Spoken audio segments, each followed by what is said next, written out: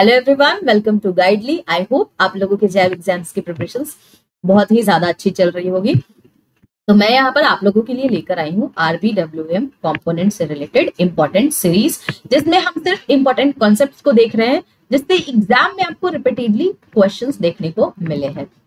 Guys, बहुत ज्यादा बड़ा वीडियो में ये सीरीज का लेकर नहीं आती हूँ, छोटे छोटे वीडियोस हैं, ये काफी ज्यादा इंपॉर्टेंट है आपके एग्जाम पॉइंट ऑफ व्यू से। तो जो लोग भी नए हैं इस चैनल पे या जो आने वाले टाइम के लिए प्रिपरेशंस करना चाहते हैं फॉर जैब एग्जामिनेशंस, तो जाएं और हमारे यूट्यूब चैनल को सब्सक्राइब करें ताकि आपको यहाँ पर चीजों की टाइमली नोटिफिकेशंस मिलती रहे। तो आज मैं आप लोगों के लिए मॉड्यूल ए का चैप्टर 2 लेकर आई हूँ, जिसका नाम है role within bank operations. अब इसमें हम इंपॉर्टेंट कॉन्सेप्ट्स को देखने वाले हैं, जिससे रिपीटेड मोड पे एग्जाम्स में क्वेश्चंस पूछे जाते हैं। तो चलिए स्टार्ट करते हैं। उससे पहले मैंने प्रीवियस सेशन में आपसे एक क्वेश्चन पूछा था, काफी सारे लोगों ने सही जवाब दिया है। क्वेश्चन था मेरा, विच of the following is a की बेनिफिट ऑफ डिजिटल बैंकिंग। अब 4 ऑप्शंस थे आपके पास: increase in branch visit, 24/7 availability of services, higher transaction fees and limited access to a remote area. तो इसका करेक्ट आंसर क्या होता? 24/7 अवेलेबिलिटी ऑफ सर्विसेज। तो जो लोग भी जवाब दिए थे, वेरी नाइस गाइस, इसी तरीके से प्रिपरेशंस करते रहें। जिन लोगों ने भी नहीं दिया है, आज आप लोगों के सामने आंसर्स आ गए हैं। मैं हमेशा जो भी प्रीवियस सेशंस में जो भी क्वेश्चंस पूछूंगी, नेक्स्ट सेशन में मैं उसका जवाब आप लोगों को प्रोवाइड करूंगी। इसके अलावा कॉन्सेप्ट्स पढ़ाने के बाद एक क्वेश्चन मैं सॉल्व करूंगी और एक क्वेश्चन आपको हमेशा होमवर्क मिलेगा, ठीक है, ताकि आप लोग एक्टिवली पार्टिसिपेट करते रहे और क्वेश्चंस को सॉल्व करते रहे। तो आज हम यहाँ पर इंपॉर्टेंट कॉन्सेप्ट्स देखने वाले हैं, यानी कि हम स्ट्रेटेजिक बिजनेस यूनिट के बारे में देखने वाले हैं। सबसे पहले मैं बता दूं कि बैंक्स डिफरेंट अप्रोचेस का यूज करती है for their retail banking activity. Retail banking activity क्या होता है? जैसे आप डिपॉजिट्स कराते हो, लोन्स वगैरह लेते हो, these all are the retail banking activity.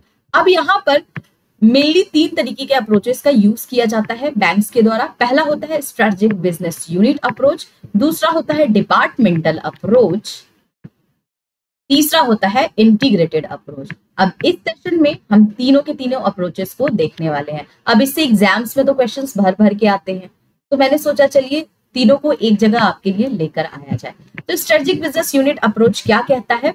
तो ये बताता है कि एक ऑटोनोमस डिवीजन है विद इन अ बैंक। अब इसका क्या मतलब होता है? तो सबसे पहले आप समझेंगे कि ये एक इंडिपेंडेंट ऑटोनोमस डिवीजन है, यानी कि जैसे कि मान लीजिए कोई बड़ा लार्ज ऑर्गेनाइजेशन है, ठीक है, जैसे अमेजोन मान लीजिए, बहुत बड़ा ऑर्गेनाइजेशन है। अब इसने क्या किया, अपने जो भी सर्विसेज थे, जो भी काम है, इसको छोटे छोटे बिजनेस यूनिट में डिवाइड कर दिया। ये एक बिजनेस यूनिट है, ये दूसरा बिजनेस यूनिट है, ये तीसरा है, ये चौथा है। यानी कि ये वाला जो बिजनेस यूनिट होगा वो पूरा ई कॉमर्स यानी रिटेल सेक्टर्स को देखेगा। दूसरा बिजनेस यूनिट है AWS देखेगा, यानी कि क्लाउड बेस्ड जो भी ये सर्विसेज देते हैं, जैसे कि artificial intelligence, data analytics, data science, उसको देखेगा। दूसरा बिजनेस यूनिट जो है, जितने भी प्राइम मेंबरशिप है, यानी कि अमेजॉन प्राइम को ये देखेगा, ठीक है। सिमिलरली तीसरा यूनिट, चौथा जो होगा, वो लॉजिस्टिक को देखेगा। तो आप देखेंगे कि डिफरेंट इनके सर्विस है और डिफरेंट सर्विस के लिए इन्होंने सबको एक बिजनेस यूनिट में डिवाइड कर दिया। तो अब हर बिजनेस यूनिट का अपना खुद का काम है। ई कॉमर्स का काम क्या है कि टाइमली डिलीवर करना अपने सामान को कस्टमर्स तक और कस्टमर्स को सेटिस्फाई करना, ठीक है। प्राइम का क्या काम है कि जितने भी हमारे सब्सक्रिप्शन बेस्ड कस्टमर हैं, उनको यहाँ पर जो भी वीडियोस, मूवीज, म्यूजिक देखना चाहते हैं, उनके लिए ये चीज प्रोवाइड होती है। तो देखिए, सबका काम अलग अलग है, सब इंडिपेंडेंटली यहाँ पर वर्क कर रहे हैं, किसी का भी काम किसी से मैच नहीं करता है। बट ओवरऑल इनका जो भी काम होगा ना, वो क्या करेगा, ग्रोथ करेगा इस पर्टिकुलर कंपनी का, यानी कि अमेजॉन का। अब इससे भी नहीं समझ में आ रहा है तो एक और एग्जाम्पल समझेंगे। जैसे मान लीजिए SBI है, इन्होंने 3 बिजनेस यूनिट में अपने नहीं, क्योंकि चलिए SBI का लिया है तो ठीक है, चलिए एग्जांपल समझते हैं। 3 बिजनेस यूनिट में इनको डिवाइड किया गया है। पहला है रिटेल सेक्टर, दूसरा है कॉर्पोरेट सेक्टर और तीसरा है आपका डिजिटल बैंकिंग। अब आपको पता है, रिटेल में सिर्फ हम इंडिविजुअल कस्टमर को टारगेट करते हैं, कॉर्पोरेट में हम लार्ज बिजनेसेस ऑर्गेनाइजेशंस को करते हैं, और डिजिटल में हम ऑनलाइन हम अपने कस्टमर्स को सर्व करते हैं। तो अब आप देख रहे हैं 3 डिफरेंट बिजनेस यूनिट है, तीनों का तीनों से कोई लेना देना नहीं है, बट ओवरऑल ये मिलके SBI की बैंक की प्रॉफिटेबिलिटी को इंक्रीज कर रहे हैं। तो इंडिपेंडेंटली वर्क कर रहे हैं, लेकिन काम किसके लिए कर रहे हैं? मेन ब्रांच के लिए यानी कि मेन बैंक के लिए। तो इसको हम बोलते हैं स्ट्रेटेजिक बिजनेस यूनिट अप्रोच। इनका मेन फोकस ही क्या होता है? मेन फोकस होता है कि हम अपने बिजनेस का ग्रोथ कैसे कर सके। ठीक है, तो यहां पर आप देखेंगे कि जितने भी न्यू जनरेशन के प्राइवेट सेक्टर्स बैंक होते हैं ये स्ट्रेटेजिक बिजनेस यूनिट का अप्रोच का यूज करते हैं। अब आपसे एग्जाम में ये डेफिनेशंस पूछ लेता है और ये भी पूछ लेता है कि कौन स्ट्रेटेजिक बिजनेस यूनिट का अप्रोच का यूज करते हैं। तो जितने भी लार्ज ऑर्गेनाइजेशंस होते हैं हमारे और जितने भी न्यू जनरेशन के आप देखेंगे प्राइवेट सेक्टर बैंक होते हैं वो सब इसका यूज करते हैं। दूसरा होता है डिपार्टमेंटल अप्रोच। तो क्या है डिपार्टमेंटल अप्रोच? तो डिपार्टमेंटल अप्रोच कहता है कि rather than dividing your branches into a strategic business unit approach, आप इसको डिवाइड करो बेस्ड ऑन देयर फंक्शंस और the work they perform. Functions के हिसाब से करो, जो वर्क वो परफॉर्म कर रहे हैं उसके हिसाब से करो। ठीक है, तो डिपार्टमेंटल अप्रोच आपको इसके बारे में बताता है। जैसे यहाँ पर आप देखेंगे, आप ये बैंक का सेटअप देख पा रहे होंगे, तो यहाँ पर आप देख रहे होंगे कि हर एक अलग अलग डिपार्टमेंट बनाया गया है, राइट।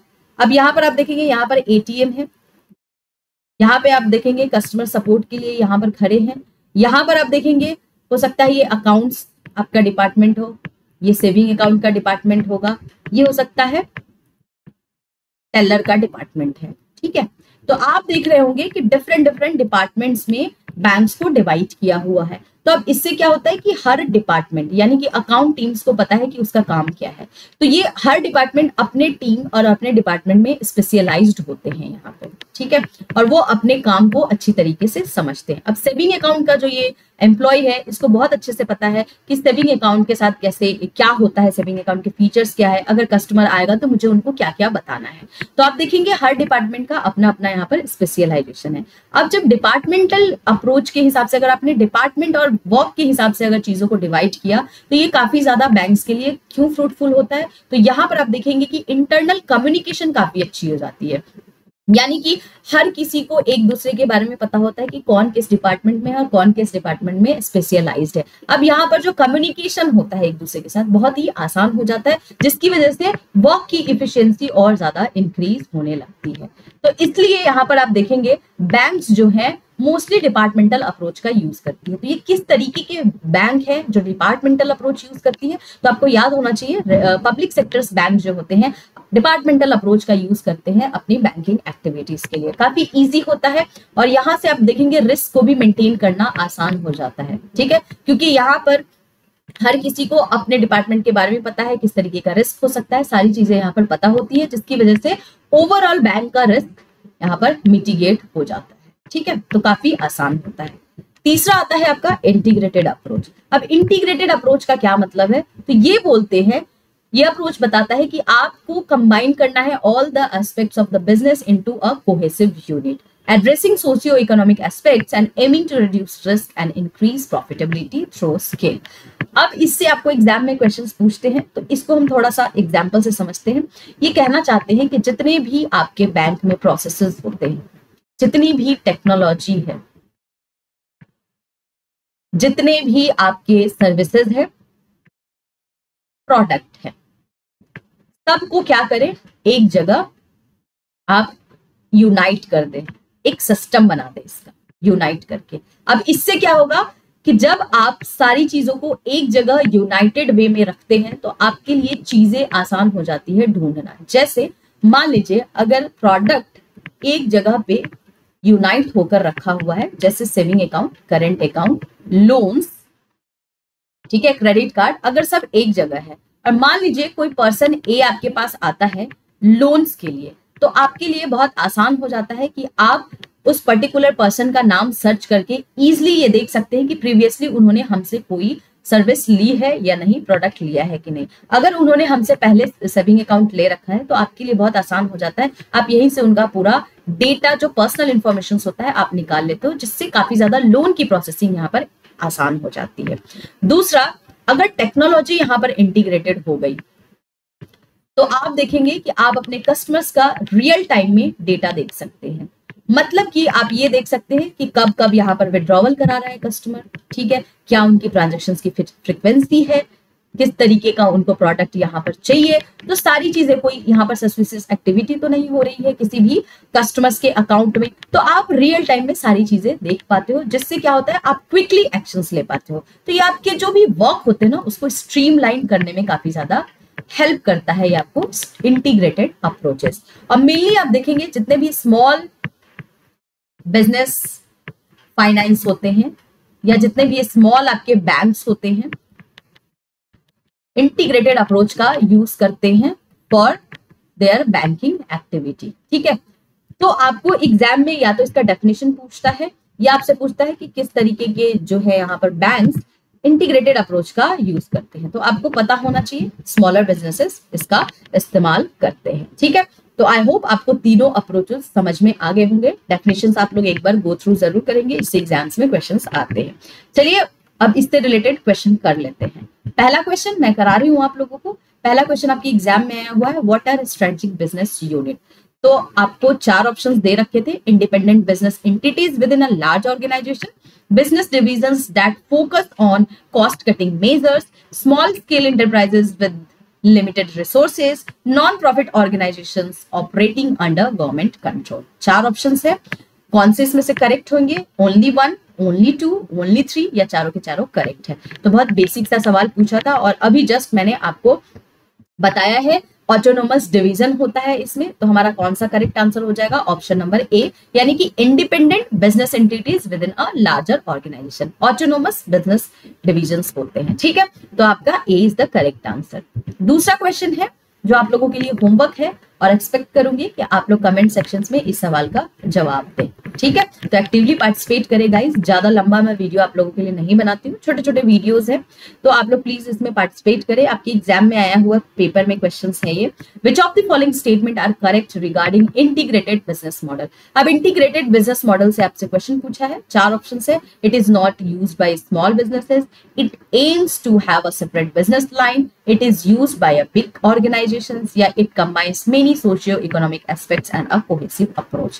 तो आपको इस सवाल का जवाब कहाँ पे देना है? कमेंट सेक्शंस में देना है। अगर कोई फीडबैक है, कुछ कमेंट करना है, तो आप लोग चैट सेक्शंस में मुझसे पूछ सकते हैं। मैं आपको उस सवाल का जवाब नेक्स्ट सेशंस में जरूर बताऊंगी। तो अगर आप लोगों को हमारी वीडियो पसंद आ रही होगी तो लाइक करें, शेयर करें, सब्सक्राइब करें, कमेंट करें। अगर कोई भी क्वेरी है, कोर्स रिगार्डिंग जानकारी भी लेनी है, तो आप हमें कॉल भी कर सकते हैं गिवन नंबर पे। इसी तरीके से एग्जाम्स की प्रिपरेशंस करते रहें, अच्छी तरीके से आप लोग मोटिवेटेड रहे। मिलते हैं आप लोगों से नेक्स्ट सेशन में।